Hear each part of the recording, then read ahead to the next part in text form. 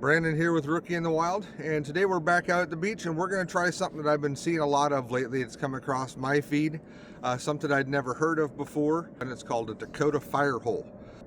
Apparently it's an ancient fire technique used by the Native Americans up on the plains, so I'm curious to give it a try down here today. As you can see, it's a little bit foggy, it's a little bit misty out, and I think it's going to make perfect conditions. So we're going to go ahead and hike on into the beach, and we're going to try to build this fire hole, and we're going to see how it goes. Let's get going. All right, we made it down here. It's a bit foggy. It's actually pretty misty out here, but again, as always, it's quiet, it's empty. It gives you kind of a desolate feel. But I think we're going to head down towards where we were building that shelter we abandoned, just kind of see what condition that's in. But I think I want to do this in the same general area just because. So let's get on down there and see what we can find. All right, we're here at the shelter. It's still here, still pretty much how I left it a couple weeks ago. Probably just a little bit more filled in. And who knows, maybe one of these days I'll get to come down here and there'll be enough driftwood laying around, and I'll remember to bring a camp shovel or something where I can actually dig it out and see if I can finish it. But I stand by my decision. This probably wasn't the best place to build it. So let's take a look at it, see what it looks like. Let's find the spot that I think works and see if we can figure out the direction the wind is coming from. And let's get started building this fire hole.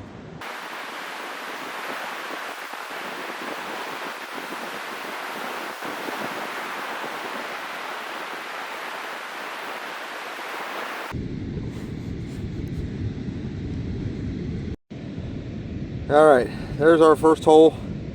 That's about 1.5 feet deep, and it's about 8 inches in diameter. So next step, figure out which direction the wind's coming from.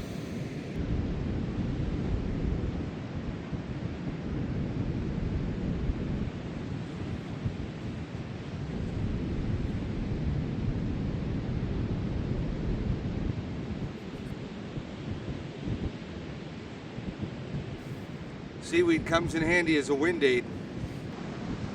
From what I read with this second hole, we need to be about 2 feet away, and we need to tunnel it at 45 degrees, give or take, to reach the bottom of that hole. So let's get started on that one.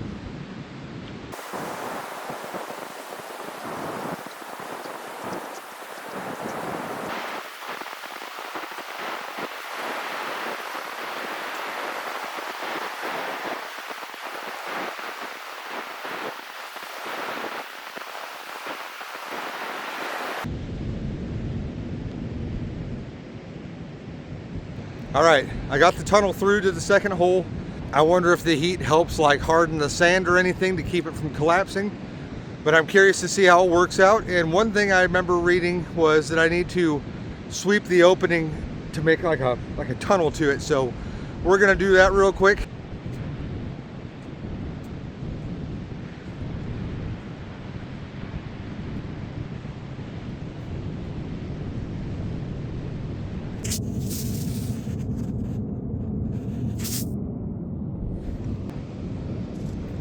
Everything around here is pretty damp from all the mist and the fog. So that'll be the second part of the challenge here on the coast, is actually finding dry wood, which isn't very common. We're gonna take a little stroll in the woods, see if we can find some dry wood here to use for this fire. All right, we're back at our fire pit now. We had to hike into the woods a ways, back inland, to see if we could find some dry wood, because there isn't any down here on the beach. But we were able to locate some. I got a little bit more over there by my fire hole. We're gonna go ahead and see if we can get this fire started. All right, let's go ahead and rip this into smaller pieces. Let's see what we can do with it.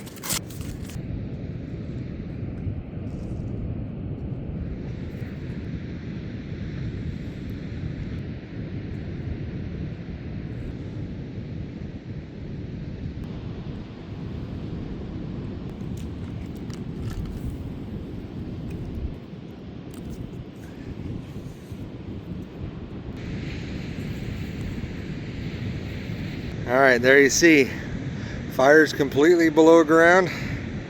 Under a little bit of smoke. I've heard these were smokeless. I'm assuming if you do them in like the dirt or the prairies or something like that, it'd probably be smokeless. I feel like I can see the edge of the sand turning black, so I think the black smoke might be from a little bit of sand burning. So they're good if you ever have an environment where it's super windy and you need to build a fire for heat and for cooking. So yeah, my first Dakota fire hole was a success. I recommend to anybody watching and to myself for future reference, the next time I do this, to clear away a lot larger area of the dry sand, because as you can see, it keeps falling in and it's actually pretty much buried the fire right now. There's only about half of it still exposed and burning. It's cool to see it actually work, and it's not that difficult to build on a beach. I don't know how tough this would be to build like in the flatlands, but one of these days, hopefully I get a chance to find out and try it again. Let's go see if we can find something to collect some ocean water in to put this fire out. Let's get on to the next adventure.